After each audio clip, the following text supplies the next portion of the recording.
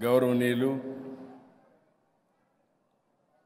పూజ్యులు శ్రీ చిన్నజీయర్ స్వామి గారు, గౌరవనీయులు పెద్దలు retired chief justice Shri Ramana గారు, గౌరవనీయులు రఘురామకృష్ణరాజు గారు, మురళీమోహన్ గారు, గౌరవనీయులు తెలంగాణ రాష్ట్ర మంత్రివర్గ సభ్యులు తుమ్మల నాగేశ్వరరావు గారు, నారాయణమూర్తి గారు, తనికళ్ళ భరణి గారు, చంద్రబోస్ గారు, అశోక్ తేజ గారు, వేణుగోపాలాచారి గారు, శ్రీనివాసరెడ్డి గారు, మేడసాని మోహన్ గారు, ఈరోజు ఈ కార్యక్రమానికి ఇచ్చేసినటువంటి సోదరి సోదరులందరికీ అందరికంటే ముందుగా తెలుగు వన్ ఎండి మిత్రులు రవిశంకర్ కంఠమనేని, ఈరోజు మీ ఉత్సాహం చూస్తూ ఉంటే మళ్ళీ పాత రోజులు జ్ఞాపకం వస్తున్న హైదరాబాద్లో ఆ రోజు చేసిన పనులు కానీ ఇవన్నీ జ్ఞాపకం వస్తున్నాయి. అందులో రవిశంకర్ కంఠమనేని మనస్ఫూర్తిగా అభినందిస్తున్నా. నేను ఒక విజన్ని రూపకల్పన చేస్తే ఆ విజన్లో ఫస్ట్ మూవర్ అడ్వాంటేజ్ తీసుకుని బ్రహ్మాండంగా మీరు చూస్తే 2000లో ప్రారంభించాడు. నేను 1996-97లో ప్రపంచంలో ఇంటర్నెట్ రెవల్యూషన్ వచ్చింది. ఆ ఇంటర్నెట్ రెవల్యూషన్ని అడ్వాంటేజ్గా తీసుకోవాలని ఐటీని ప్రమోట్ చేస్తే నేను ఆ సమయంలోనే ఐటెక్ సిటీ పెట్టి ఐటీని ప్రమోట్ చేశాను. ఈరోజు ఇక్కడ ఉండే వాళ్ళందరూ కూడా ఐటీ చేసి ఇటీవల ఒకసారి అనిపిస్తుంది, నేను కష్టాల్లో ఉన్నప్పుడు, నేను జైల్లో ఉన్నప్పుడు మీరు పోరాడిన విధానం నా జీవితంలో ఎప్పుడూ మర్చిపోలేను. అంటే ఓసారి రాజకీయ నాయకులు అనుకుంటాం మనం పనిచేస్తే ప్రజలు మర్చిపోతాం అనుకుంటాం, కానీ ఒక్కొక్కసారి ఏ విధంగా ప్రజలు స్పందిస్తారనేది నా జీవితంలోనే కాదు, ఎన్ని జన్మలెత్తి మళ్ళీ తెలుగు వాడుగానే పుట్టాలనుకుంటున్నా, ఈ జాతికి సేవ చేయాలని ఆలోచిస్తున్నాను. అలాంటి బ్రహ్మాండమైన స్ఫూర్తిని మీరు ఇచ్చారు. అయితే ఈరోజు ఇక్కడికి వచ్చినప్పుడు 2000 సంవత్సరంలో తెలుగు వన్ డిజిటల్ ప్రయాణం, ఈరోజు 400 ఛానల్స్ మొత్తం. ఇప్పుడే చెప్పాడు, ప్రపంచంలో ఏ దేశానికి పోయినా తెలుగు వన్ ఉంటుంది. నేను గర్వపడుతున్నా, గర్విస్తున్నా.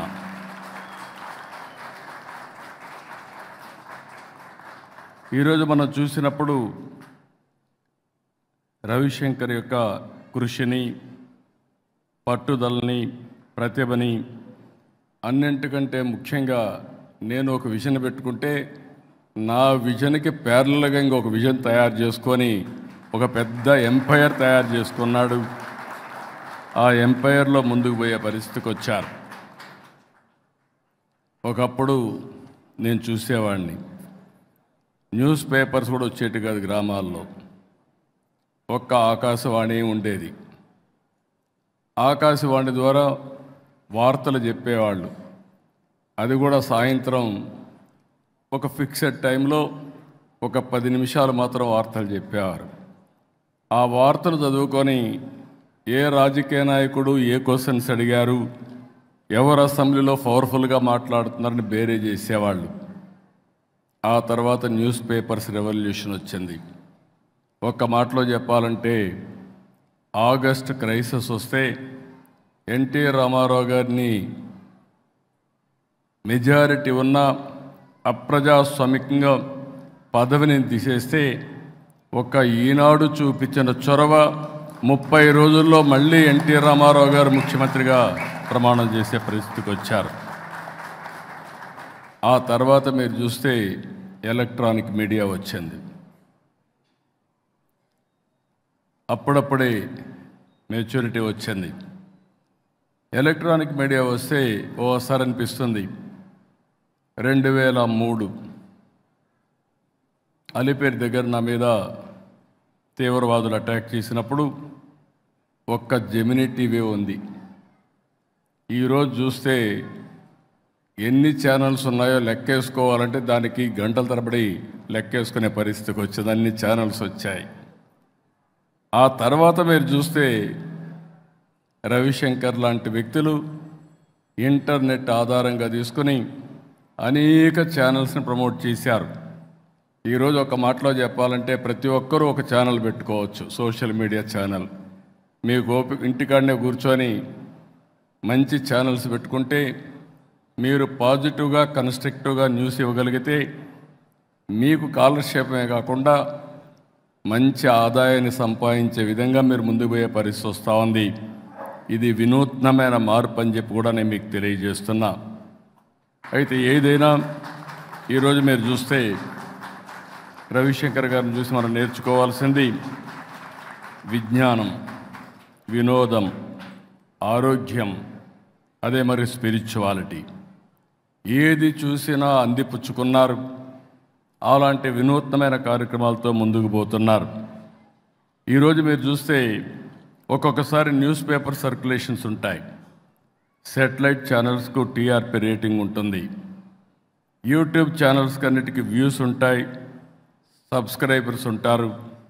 దీన్ని బట్టి ఆదాయం కూడా వస్తూ ఉంటుంది. ఈరోజు మీరు చూస్తే వీరిని చూసినప్పుడు 55 బిలియన్ వ్యూస్ వస్తున్నాయి. 120 మిలియన్ సబ్స్క్రైబర్స్ ఉండే ఏకైక ఛానల్ telugu1.com. ఒక్క ఛానల్లో మీరు చూస్తే 16 లక్షల వీడియోలు అప్లోడ్ చేశారు. 1500కు పైగా సినిమాలు, 2500 షార్ట్ ఫిల్మ్స్, 60,000 పైగా వీడియోలు, వెబ్ సిరీస్, ఇవన్నీ కూడా చేసి తిరుగులేని శక్తిగా telugu1.com తయారు చేశారు. ఈరోజు మిమ్మల్ని అందరినీ చూసిన తర్వాత నాకు అనిపిస్తుంది ఇదే సమయంలో పాత రోజులు జ్ఞాపకం వస్తున్నాయి. 1995-96 ఆ ప్రాంతంలో నేను ముఖ్యమంత్రి అయినప్పుడు, అప్పటికి తెలుగు జాతి మొత్తం మీరు చూస్తే ఎక్కువ వ్యవసాయంపై ఆధారపడేవాళ్ళం. హైదరాబాద్ నగరం కూడా హైదరాబాద్ సికింద్రాబాద్ ఉండేది. ఆ రోజు నేను ఆలోచించింది భవిష్యత్తుకు పూర్తిగా మారే పరిస్థితి రావాలంటే ఇన్ఫర్మేషన్ టెక్నాలజీని అడాప్ట్ చేయాలని చెప్పి ఒక నిర్ణయం చేశాం. అప్పటికి ప్రూఫ్ ఆఫ్ కాన్సెప్ట్ ఎక్కడా లేదు, ఏం చేయాలో తెలియదు. ఇదే మరి 4-5 మీటింగ్లు పెట్టుకొని ఇప్పుడే ఇక్కడ తుమ్మల నాగేశ్వరరావు కూడా అప్పుడు ఉండేవాళ్ళ తుమ్మల నాగేశ్వరరావు ఒకడు ఉన్నాడు, తర్వాత వేణుగోపాలాచారి వచ్చారు. వీళ్ళందరితో ఆ రోజు ఆలోచించి ఆ రోజు తీసుకున్న నిర్ణయం ఐటీని ప్రమోట్ చేయాలని. ఫస్ట్ కట్టింది ఐటెక్ సిటీ కట్టాం, ఐటీని ప్రమోట్ చేశాం. నేను గర్వంగా చెప్పగలుగుతున్నా, ఈరోజు ప్రపంచంలో ఏ దేశానికి వెళ్ళినా అక్కడ ఇండియన్స్ ఉంటారు, అగ్రభాగాన తెలుగువారు ఉన్నారు. అది ఆ రోజు మేము కాంట్రిబ్యూట్ చేసినటువంటి పెద్ద కాంట్రిబ్యూషన్ తెలుగు జాతికి అని చెప్పి కూడా నేను మీకు తెలియజేస్తున్నా. ఇంకొక పక్కన నాలెడ్జ్ ఎకానమీ. ఫ్యూచర్లో ఏమాత్రం అనుమానం లేదు, క్రియేటివ్ ఎకానమీకి చిరునామాగా, క్రియేటివ్కే చిరునామాగా ఈరోజు తెలుగు జాతి తయారయ్యే పరిస్థితి వచ్చింది. ఇప్పుడే వారు మాట్లాడితే నేను ఎప్పుడు కూడా ఒకసారి నేను చెప్పేటి ఆ రోజు అర్థం కాదు కానీ తర్వాత అర్థం చేసుకుంటూ ఉంటారు. ఆ రోజు హైటెక్ సిటీ అంటే అందరూ ఎగతాళి చేశారు. అక్కడి నుంచి కొంతమంది అందిపుచ్చుకున్నారు, బ్రహ్మాండంగా ముందుకెళ్ళారు. మనమందరం కూడా ఒక ఇన్స్పైరింగ్ టైంలో ఉన్నాం. మీరందరూ గుర్తుపెట్టుకోవాల్సిన అవసరం ఉంది. కష్టపడవలసిన అవసరం లేదు, స్మార్ట్గా పనిచేయాలి. మేమేదో 24 గంటలు పనిచేస్తున్నాం, ఆ రోజులు అయిపోయినాయి. ఈరోజు మనం చేయాల్సిన స్మార్ట్గా పనిచేసే రోజులు వచ్చాయి. ఈ మాట మళ్ళీ మళ్ళీ చెప్తున్నా. ఎందుకు ఈ మాట వాడుతున్నానంటే, ఈరోజు నాలెడ్జ్ ఎకానమీలో హిస్టారికల్ డేటా అంతా ఉంది. ఇంకో పక్కన మీరు చూస్తే ఏ ఫీల్డ్ అయినా కావచ్చు, అదే సమయంలో ఇంకో పక్క చూస్తే ఆర్టిఫిషియల్ ఇంటెలిజెన్స్ వచ్చింది. ఇంకో పక్క చూస్తే real time data, real time collect చేసే అవకాశం వచ్చింది.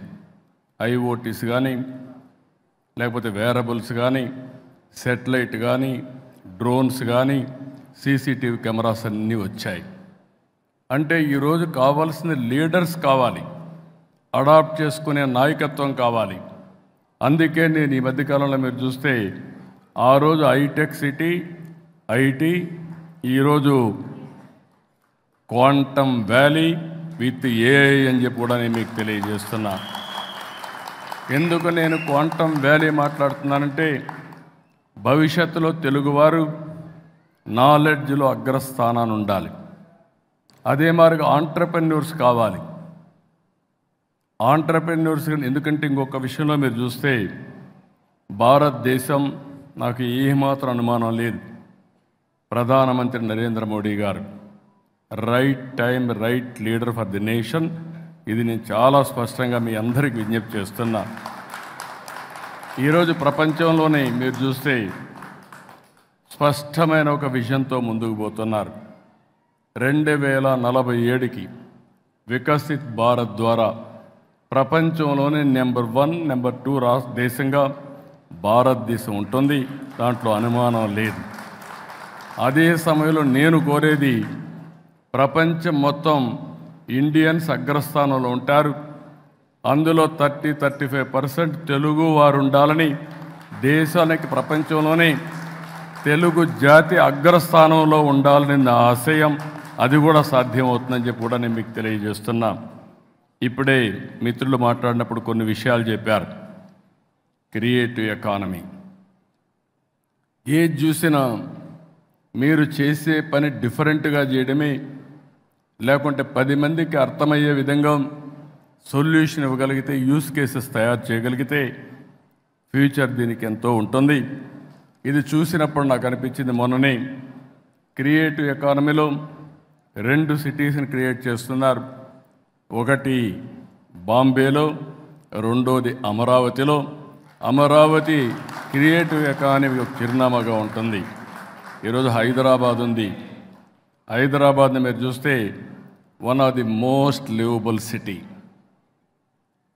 ఈరోజు ఆలోచించింది కాదు, 1995లో 95 నుంచి 2000 వరకు బ్లూ ప్రింట్ తయారు చేసి ఎక్కడెక్కడ ఏమి రావాలి, అవుటర్ రింగ్ రోడ్ కానీ, ఎయిర్పోర్ట్ కానీ, హైటెక్ సిటీ కానీ, జినామ్ వ్యాలీ కానీ, ఇలాంటివన్నీ కూడా, ఇన్సూరెన్స్ ఫైనాన్స్ సిటీ కానీ, గచ్చిబౌలి స్పోర్ట్స్ సిటీ కానీ అన్ని ప్లాన్ చేశాం. దానివల్ల ఈరోజు మీరు చూస్తే బెస్ట్ లివబుల్ సిటీగా ఉంది. ఇంకొకటి, జీవితంలో కొంతమంది కొన్ని అవకాశాలు వస్తాయి. భగవంతుడు ఆ అవకాశం నాకు ఇచ్చాడు మీ అందరి ఆశీర్వాదాలతో. అదే ఒకప్పుడు హైదరాబాద్, ఇంకొక సిటీని తెలుగు జాతికి అందించే అవకాశం అమరావతి అని చెప్పి కూడా నేను మీకు తెలియజేస్తున్నా. భారతదేశంలోనే కాదు, ప్రపంచంలోనే ఏ టాప్ సిటీస్ ఇండియాని చూస్తే 1 and 2గా అమరావతి, హైదరాబాద్ ఉంటాయని చెప్పి కూడా మీ అందరికీ విజ్ఞప్తి చేస్తున్నా. అది తెలుగువారి శక్తి, అది ఉండాలని చెప్పి నేను మనస్ఫూర్తిగా ఆకాంక్షిస్తున్నా. ఇలాంటివి చూసినప్పుడు మళ్ళీ ఒకసారి మీ అందరిని నేను కోరేది, ఏది చేయాలన్నా విశ్వసనీయత కావాలి. ఓసారి మనం అనుకుంటాం, ఈరోజు మనం చేసే పని ప్రజలు నమ్ముతున్నారా, దీనివల్ల లాభం ఉంటుందని ఆలోచిస్తాం. కానీ ఒక వ్యక్తికి కానీ, ఒక నాయకుడికి కానీ, ఒక మీడియాకి కానీ, లేకుంటే ఒక ఎన్జిఓకి కానీ విశ్వసనీయత ఉండాల్సిన అవసరం ఉంది. ముఖ్యంగా మనం చూస్తే స్వాతంత్ర ఉద్యమం, పత్రికలు, జర్నలిస్టే కీలకమైన పాత్ర పోషించారు. ఆ తర్వాత రాను రాను పోటీ ప్రపంచంలో మనం చూస్తే విలువలు పడిపోయే పరిస్థితి వస్తూ ఉంది. ఇటీవల సోషల్ మీడియా మామూలుగా లేదు. మామూలుగా ఎంత లాభాలు ఉన్నాయో అంత నష్టాలు కూడా ఉన్నాయి. కొంతమంది సోషల్ మీడియాని ఒక వేదికగా తీసుకుని క్యారెక్టర్ అసాసినేషన్ కానీ రాంగ్ న్యూస్ని ప్రొజెక్ట్ చేయడానికి కూడా ఇష్టానుసారంగా ప్రవర్తించే పరిస్థితి వస్తున్నారు. దీన్ని నేను పూర్తిగా వ్యతిరేకిస్తున్నానని చెప్పను కానీ, కంట్రోల్ చేయాలని చెప్పను కానీ నియంత్రణ అవసరం. ఆ నియంత్రణ చేయకపోతే ఇండ్లల్లో ఉండే ఆడబిడ్డల క్యారెక్టర్ని కూడా అసాసినేట్ చేస్తూ చాలా సమాజానికి హాని జరిగే పరిస్థితి వస్తుంది. నేను అందుకే ఈరోజు ఏదైతే మిత్రులు చెప్పినటువంటి కంటమనేని చెప్పినట్టు దానికి ఏకీభవిస్తున్నా. ఏ విధంగా చేయాలో చర్చ జరగాల్సిన అవసరం ఉంది. చర్చ జరిగిన తర్వాత అటు గవర్నమెంట్ ఆఫ్ ఇండియా కానీ ఇటు రాష్ట్ర ప్రభుత్వాలు కానీ అందరం కూడా ఆలోచించి ఏ విధంగా రైట్ మీడియాని ఏ విధంగా ప్రోత్సహించాలి, లేకపోతే ఎంటర్టైన్మెంట్ క్రియేటివిటీకి ఏమాత్రం అడ్డంకి లేకుండా ఏ విధంగా చేయాలి, అదే సమయంలో క్యారెక్టర్ అసాసినేషన్ కానీ కొంతమంది కొన్ని దుర్మార్గమైన ఆలోచనలు చేసినప్పుడు వాళ్ళని ఎట్లా కంట్రోల్ చేయాలో చేయాల్సిన అవసరం బాధ్యత మనందరిపైన ఉందని చెప్పి కూడా నేను మీకు తెలియజేసుకుంటూ ఫైనల్గా రవిశంకర్ గారిని మరొకసారి మనస్ఫూర్తిగా అభినందిస్తున్న. Wonderful work. మీరు అన్నట్టు చాలాసార్లు మీతో కలిసి డయాస్ పంచుకోవాలనుకున్నాను కానీ నాకు టైం దొరకకుండా రాలేకపోయాను. ఈరోజు మీతో కలిసి మీరు చేసిన పనులు నేను చూశాను. చాలా ధైర్యంగా, ఓసారి ఎక్కడా నిర్మోహమాటం లేకుండా చాలా ధైర్యంగా పోరాడుతున్నాడు. అమరావతి పైన కూడా ఒక సినిమా తీసిన ఏకైక వ్యక్తి కంటమనేని.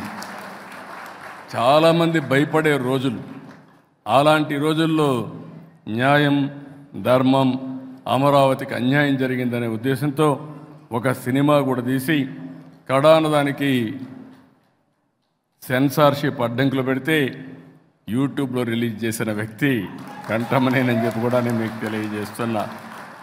ఇలాంటివన్నీ ఒక పక్కన మీడియాలో రాణిస్తున్నాయి, ఇంకో పక్కన మీరు చూస్తే 2000 మందికి పైగా పేదలకు ఆపరేషన్లు చేయించడం, కొంతమందిని చదివించడం, విద్య ఆరోగ్య విషయాల్లో కూడా వారి యొక్క మానవత్వాన్ని నిరూపించుకున్నారు.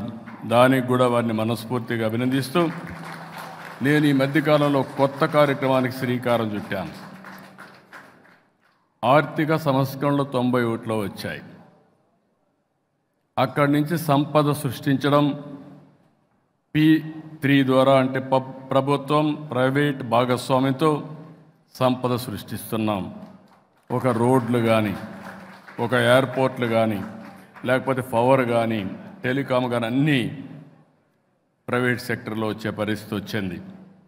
నేను ఇప్పుడు కొంతమంది దీనివల్ల జస్టిస్ గారు ఇక్కడే ఉన్నారు, రమణ గారికి అనుభవం ఉంది, సుదీర్ఘంగా న్యాయస్థానంలో పనిచేశారు, కడాన సుప్రీంకోర్టు న్యాయమూర్తిగా ప్రధాన న్యాయమూర్తిగా పనిచేసి రిటైర్ అయ్యారు. ఈరోజు దేశంలో మీరు చూస్తే ఆర్థిక అసమానతలు పెరిగిపోతున్నాయి. అంతా బిలినియర్స్ అయిపోతున్నారు. లేనివాడు 100 రూపాయలు కూడా పర్ డే ఆదాయం వచ్చే పరిస్థితి లేదు. ఇలాంటివి వచ్చినప్పుడు ప్రభుత్వ విధానాల ద్వారా అవసరమైతే ప్రైవేట్ వ్యక్తుల భాగస్వామ్యంతో పేదరికాన్ని పూర్తిగా నిర్మూలించవలసిన బాధ్యత మనందరిపైన ఉందని చెప్పి కూడా నేను మీకు తెలియజేస్తున్నా. ఒక పక్క పాలసీలు తీసుకొస్తూనే ఇంకో పక్క నేను తీసుకొచ్చింది P4 పాలసీ తీసుకొచ్చాను. ప్రభుత్వం ప్రైవేట్ ప్రజల భాగస్వామ్యంతో ఎవరైతే టాప్లో ఉండే 10% హై నెట్వర్త్ ఇండివిజువల్స్ కింద నుండే 20% కానీ దత్తత తీసుకోగలిగితే, మెంటరింగ్ చేయగలిగితే, హ్యాండ్ హోల్డింగ్ చేయగలిగితే మనతో సమానంగా వాళ్ళు కూడా పైకి వచ్చే అవకాశం వస్తుంది. వాళ్ళకు తెలివితేటలు లేక కాదు. కంటమనేని కూడా ఒక మారుమూల ప్రాంతంలోనే పుట్టాడు. జస్టిస్ రమణ గారు కూడా ఒక మారుమూల ప్రాంతంలో, ఒక గ్రామీణ ప్రాంతంలో పుట్టారు. నేను కూడా ఒక ఊరిలో పుట్టాను. 6 కిలోమీటర్లు నడిచి చదువుకున్నాను హై స్కూల్స్లో. అలాంటి నేనే కాదు, ఈరోజు పెద్ద పెద్ద మన ప్రియతమ నాయకుడు నందమూరి తారక రామారావు గారు కూడా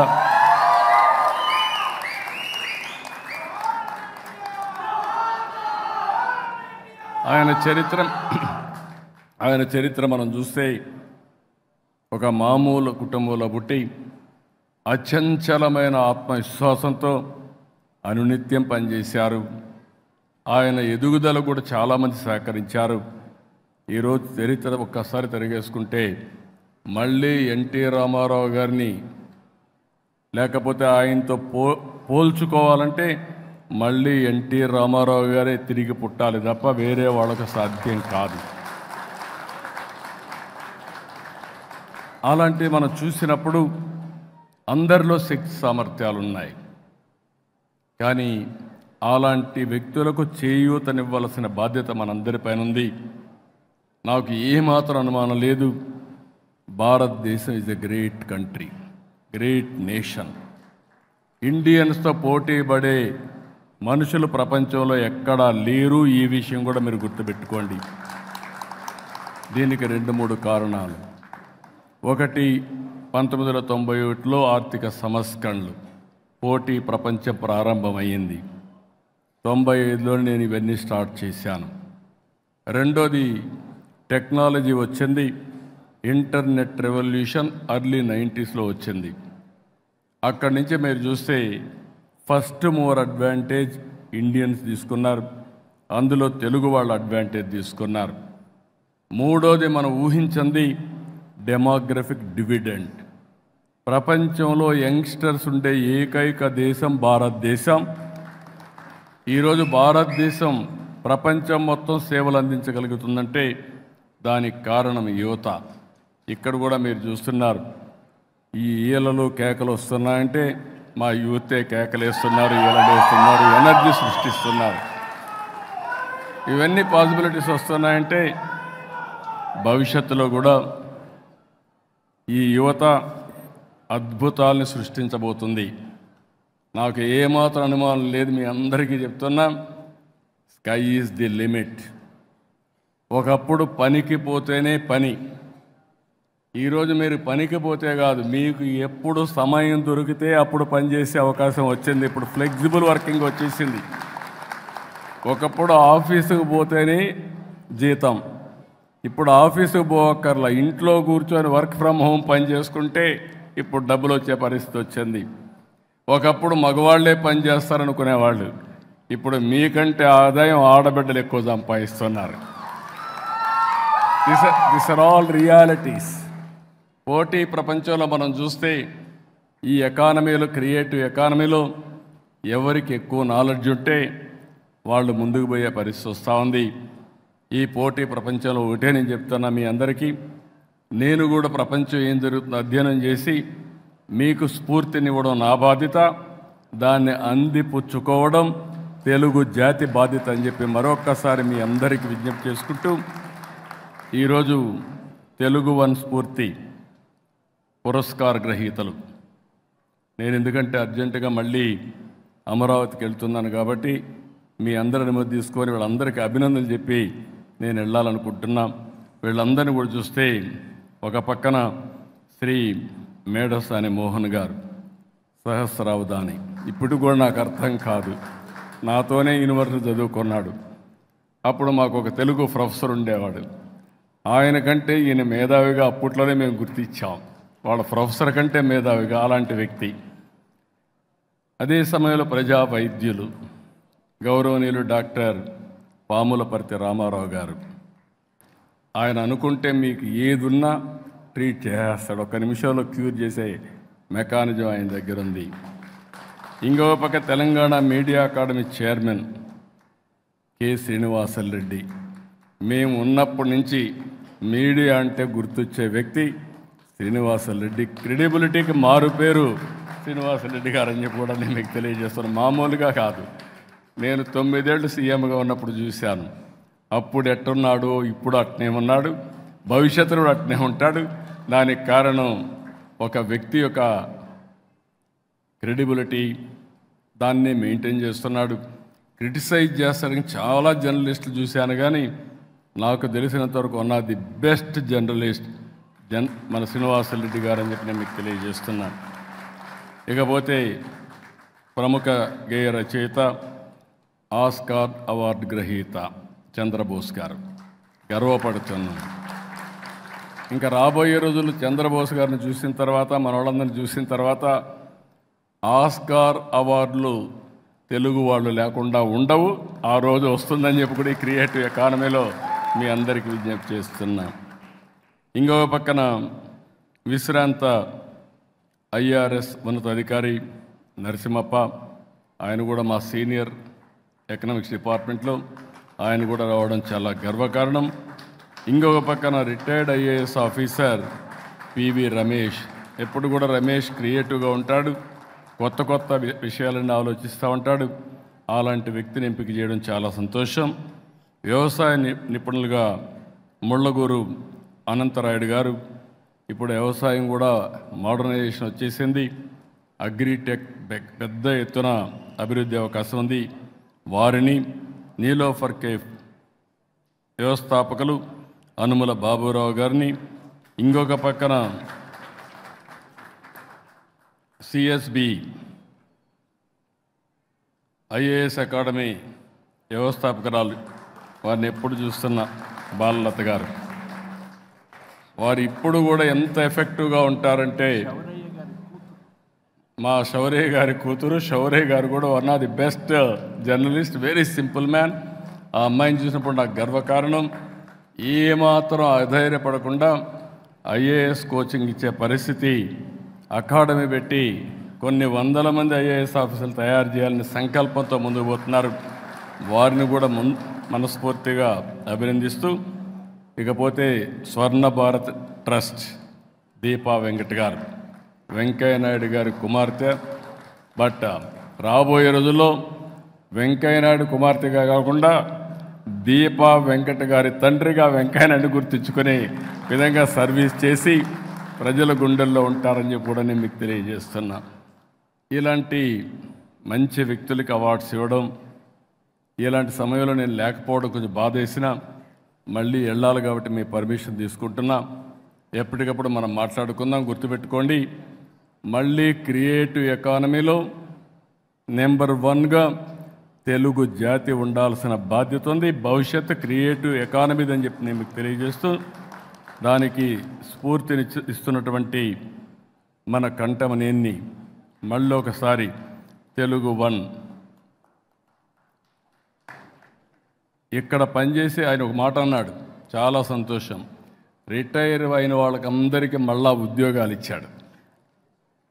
ఎందుకంటున్నానంటే, రిటైర్ అయితే ఆటోమేటిక్గా మీరు రిటైర్ అనే మాట మీ మనసులో వస్తే మీరు ముసలాళ్ళు అయిపోతారు. కానీ మీరు బతికున్నంత వరకు పనిచేయాలని తపనుంటే మీ మైండ్ అండ్ బాడీ పర్ఫెక్ట్గా ఉంటుంది.